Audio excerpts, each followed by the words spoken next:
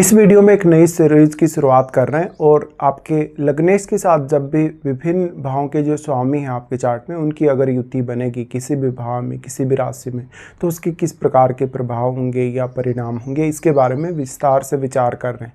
तो ये सबसे पहले ही वीडियो रहेगी जिसमें हम देख रहे हैं आपका मान लो लग्नेश आपके दूसरे घर के स्वामी के साथ युति करके आपके चार्ट में कहीं भी बैठा है।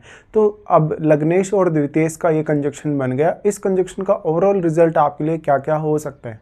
देखिए, लग्नेश और द्वितीयेश का युति करना फैमिली की तरफ से बहुत अच्छा सपोर्ट दिखाता है। व्यक्ति काफ़ी ज़्यादा धनवान होता है, वो अपनी सेविंग को काफ़ी प्राथमिकता दे सकता है। फैमिली इश्यूज़ को वो बहुत अच्छे से मेंटेन करता है, साथ ही साथ वो अपनी फैमिली के हर कार्य को बहुत अच्छे से समझता है या विचार कर सकता है उसके बारे में, या वो फैमिली से थोड़ा ज़्यादा महत्वाकांक्षी नज़र आ सकता है।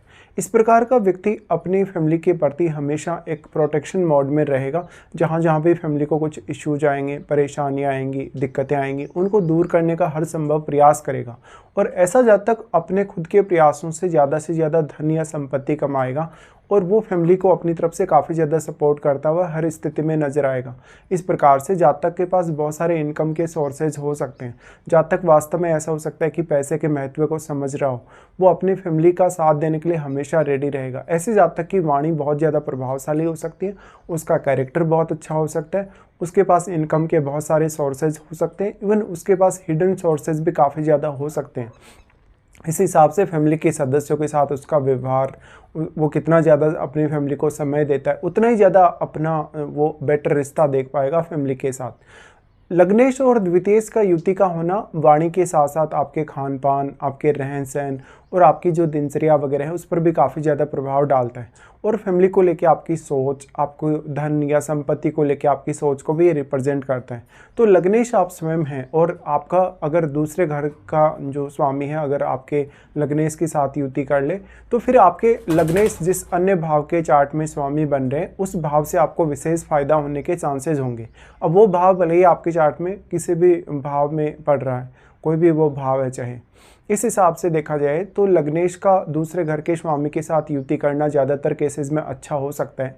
लेकिन यहाँ जो लग्नेश है वो आपके द्वितीयेश के साथ मित्रवत नहीं होगा ज़्यादातर केसेस में।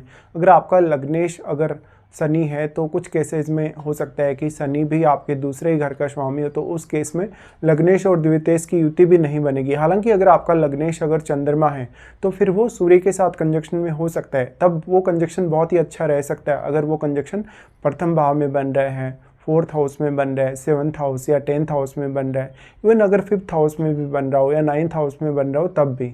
लेकिन अगर ऐसा कंजक्शन फिर आपके छठे, 8वें या 12वें घर में बनता है तो थोड़ा चैलेंजिंग जरूर होगा। तो अब सबसे ज़्यादा इम्पोर्टेंट है लग्नेश और द्वितीयेश की युति मान लो आपके चार्ट में किसी भी पर्टिकुलर भाव में है तो वो भाव कौन सा है, उस भाव के प्रति आप अपने जीवन में बहुत ज़्यादा डेडिकेटेड रहेंगे, उस भाव को हमेशा आप प्रोटेक्ट करेंगे। साथ ही साथ उस भाव से आपको धन के रूप में लाभ होने, संपत्ति के रूप में लाभ होने की संभावना बढ़ेगी।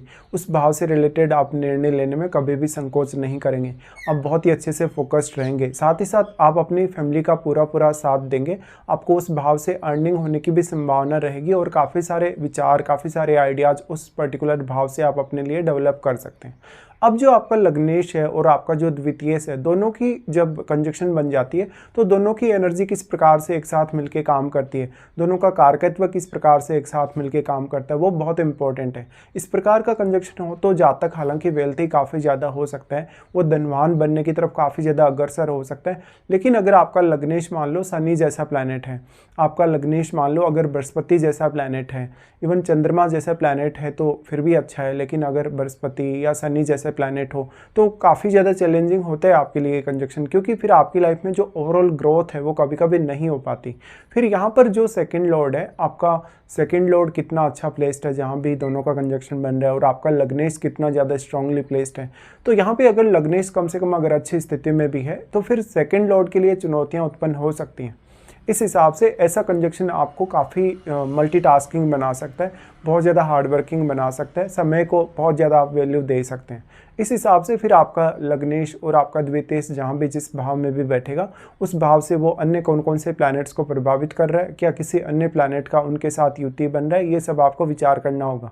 इसके अलावा ऐसा कंजक्शन आपको फैमिली के प्रति बहुत ज़्यादा डेडिकेटेड दिखाता है या फैमिली के महत्व को समझने वाला दिखाता है। इस प्रकार का कंजक्शन है तो आपके मन में हमेशा अपनी फैमिली के साथ लेकर चलने के आइडियाज़ होंगे। कभी कभी आप अपनी फैमिली का कोई बिजनेस भी संभाल सकते हैं, कभी कभी ऐसा हो सकता है कि आपका कोई फैमिली बिजनेस चला रहा हो और आप उसी को कंटिन्यू करेंगे।